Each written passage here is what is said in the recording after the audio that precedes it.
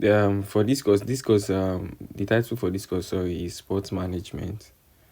And in this course, we'll be introducing ourselves to. We should know that what this course entails is mostly about sports and how to manage different sports activities and all. So in this course, we have 10 different modules which make up the course, and in these 10 modules, we have these 10 modules has 10 different topics that it will be mainly addressing that revolves around the course introduction to sports management. And this also implies that we'll be having 10 different videos like this. So this is the first video for this course where we'll be introducing ourselves to the course as a whole.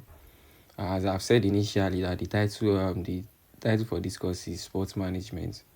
So this module one, this is module one. It is just normal to just have an introduction where we'll be introducing ourselves to what sports management is, the types of sports and the likes. So this is the introduction to sports management.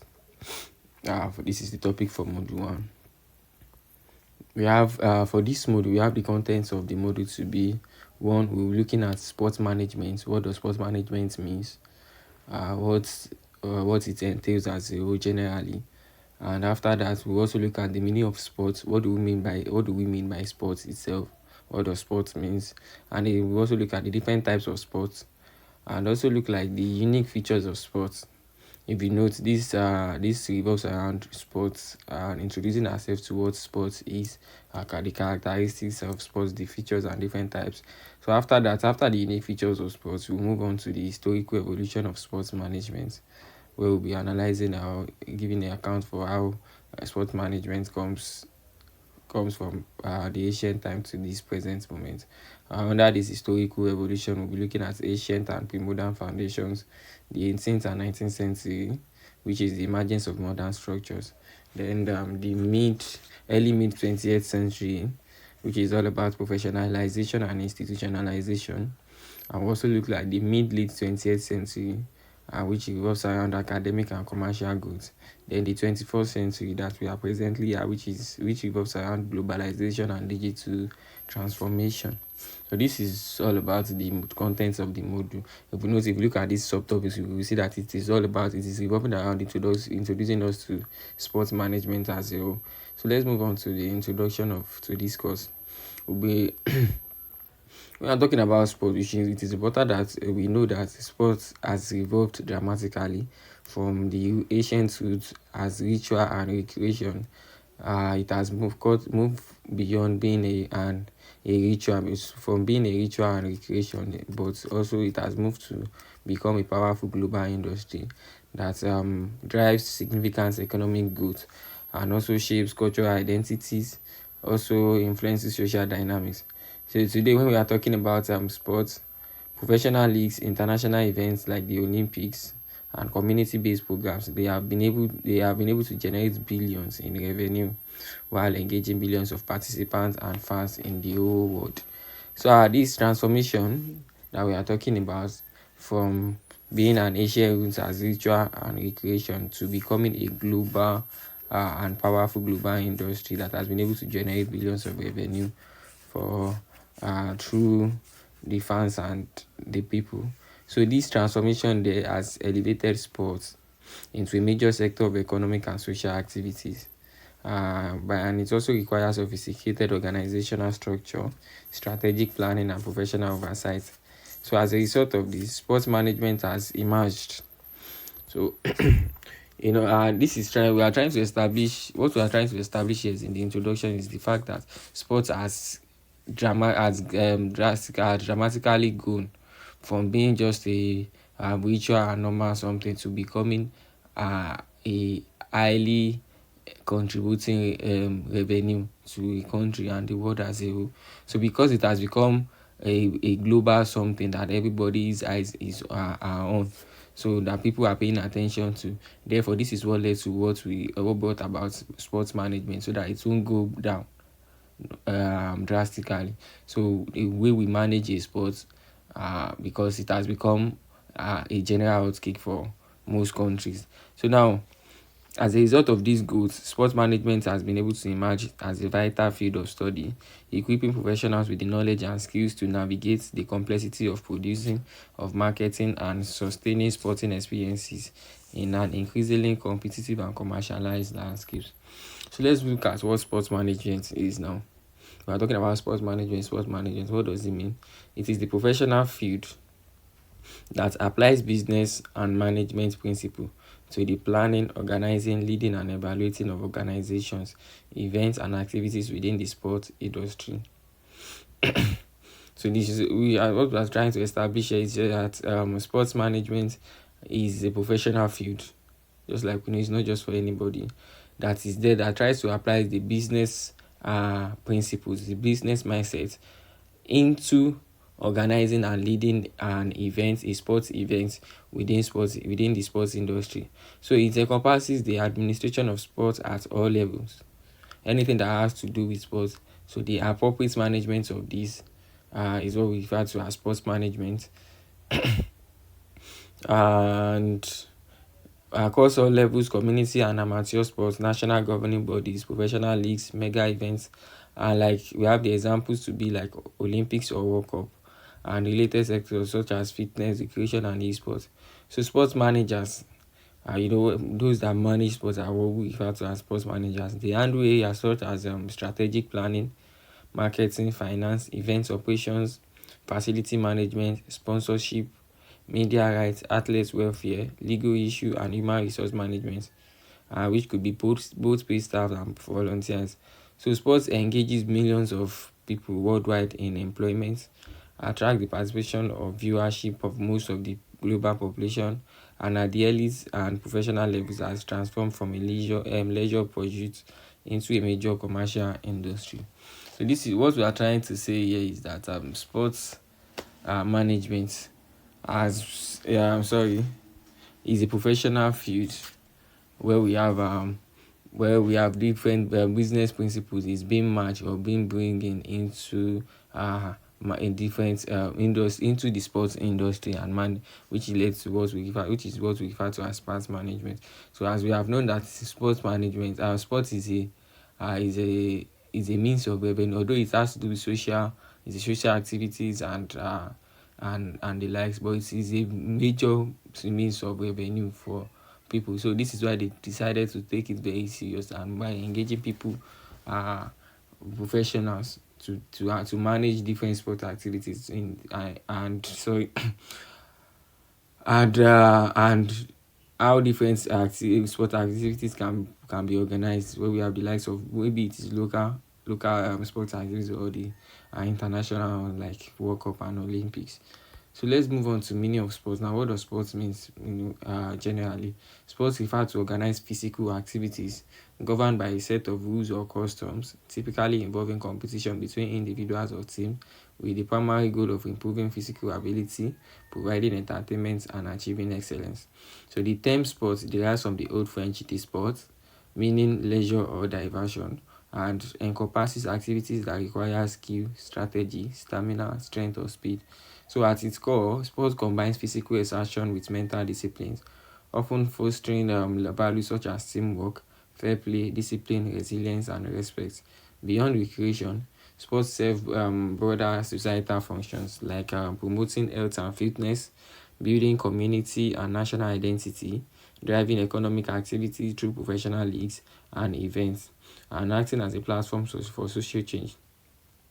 So this is just a way to introduce us to what sport is. It refers to it is an organized physical activities that is mostly governed by a set of rules that is known to the players, a set of rules or custom, and it mainly involves competition between individuals. It could be individuals or a team of 5, a team of 11, like we have in football. We in which they have a primary goal, in which there is a primary goal of improving physical ability, providing entertainment mainly for the people, and achieving excellence. So this is what sport is all about.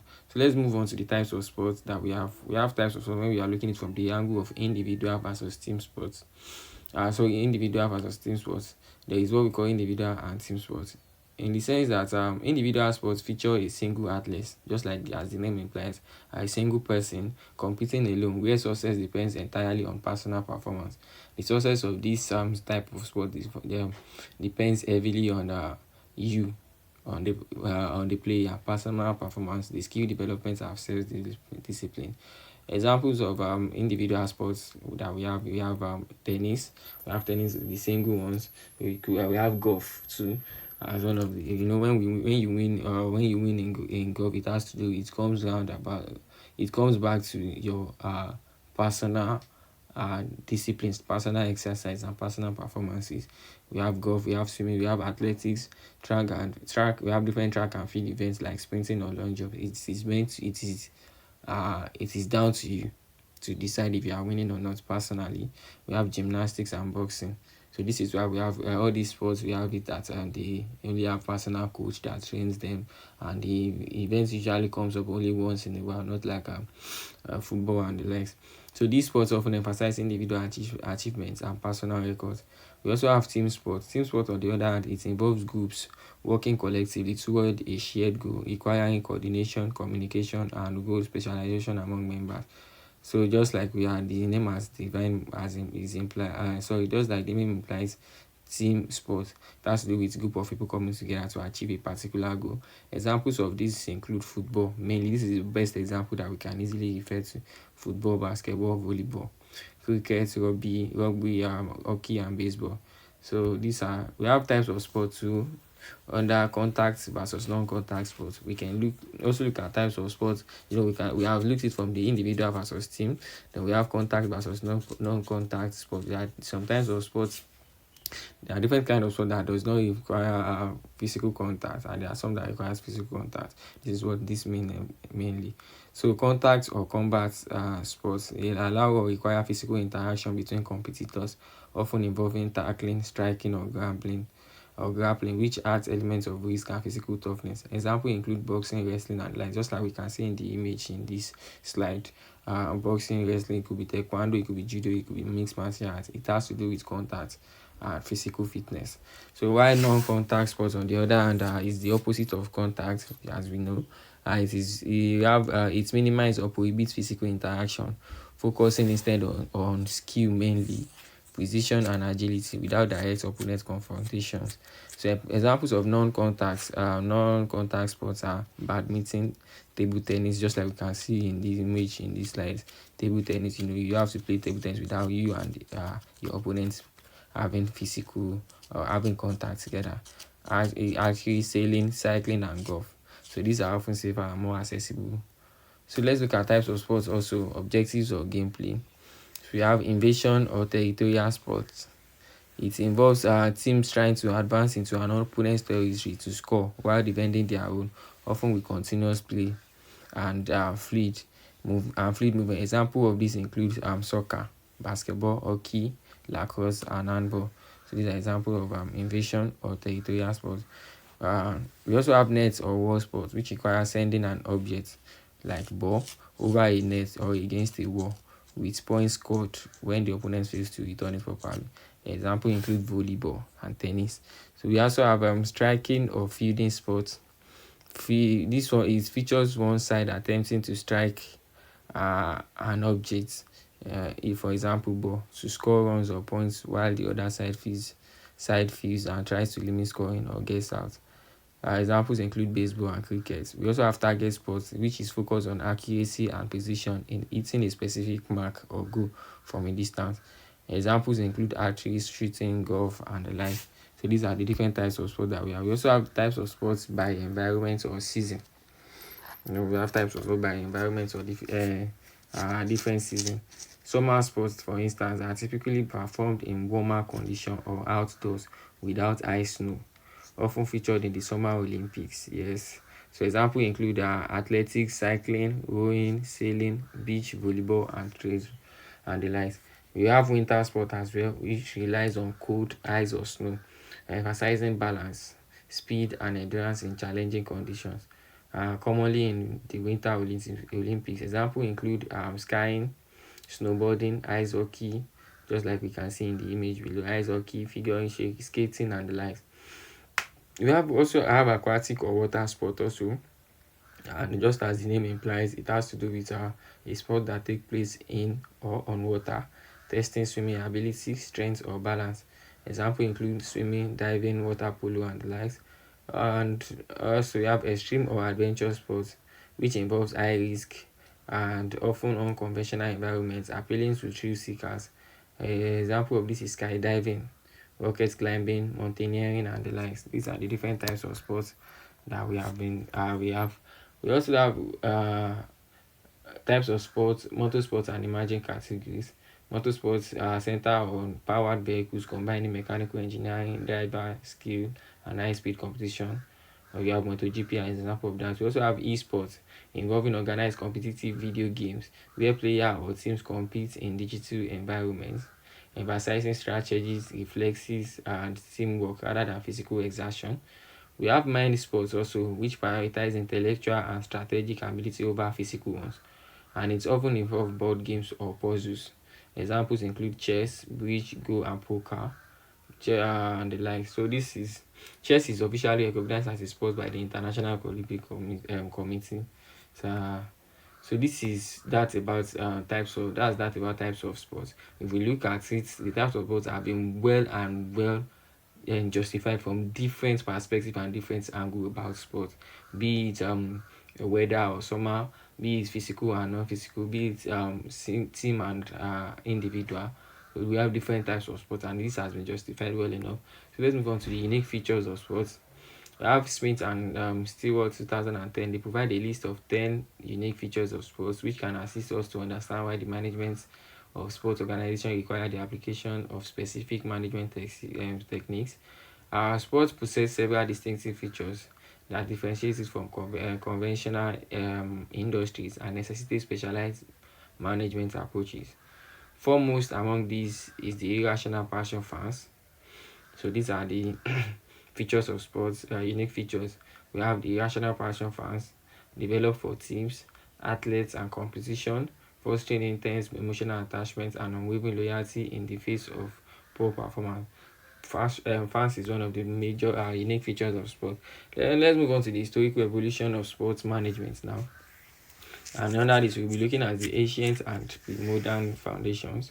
Sports management traces its roots to ancient civilizations, where organized events demanded administrative coordination. In ancient Greece, for instance, officials known as Hellenodikai, they oversaw the Olympic Games, managed rules, eligibility, and logistics as part of the religious festival. Similarly, in ancient Rome, gladiatorial contests and chariot races in venues like the Colosseum involved complex planning for crowds, scheduling, and sponsorship by patrons. During the medieval and Renaissance period, sporting events such as jousting tournaments were managed informally by nobility or church authorities, primarily serving social, political, or religious purposes rather than commercial ones. So we have the early mid 20th century, which is labeled as professionalization and institutionalization. So this early 20th century, it saw further professionalization with the rise of leagues, different leagues. For instance, we have the Major League Baseball and the revival of the modern Olympics in 1896 by Pierre de Coubertin, initially emphasizing amateurism under the International Olympic Committee (IOC). Tournament structures evolved in sports like golf and tennis by the 1930s, incorporating corporate sponsorship and media exposure. So post World War II, that is after the Second World War, we also have television broadcasting that revolutionized the field, generating massive revenues and necessitating expertise in marketing, finance, and media relations. Now we have the let's move on to the mid late 20th century, which is the era of the academic and commercial growth. So as sports became a major industry, the need for trained professionals led to the emergence of sports management as an academic discipline. That is when it enters the academic disciplines at the academic level. So the first master's program was launched at Ohio University in 1966, followed by undergraduate programs elsewhere. Professional bodies like the North American Society for Sports Management, that is NASM, NASSM, founded 1985 to 1986, and the Journal of Sports Management in 1987. the advanced research, curriculum standards, and accreditation. The commercialization intensified with sponsorship, merchandising, and global mega events like the FIFA World Cup. So let's move on to the 21st century, which is the era of globalization and digital transformation. In the 21st century, sports management has been able to embrace globalization, digital technologies, and new challenges. Streaming platforms, social media, and data analytics have massively reshaped fan engagement and revenue models, while the rise of esports has also introduced novel management needs. Issues of governance, ethics, sustainability and inclusion have become central, reflecting broader societal shifts.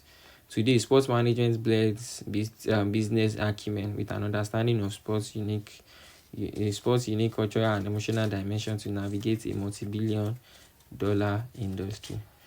In conclusion, this module has been able to establish that sports management is a dynamic and specialized field that applies sophisticated business and management principles to an industry unlike any other one, defined by irrational passion, unpredictable outcomes, emotional intensity, and profound cultural significance.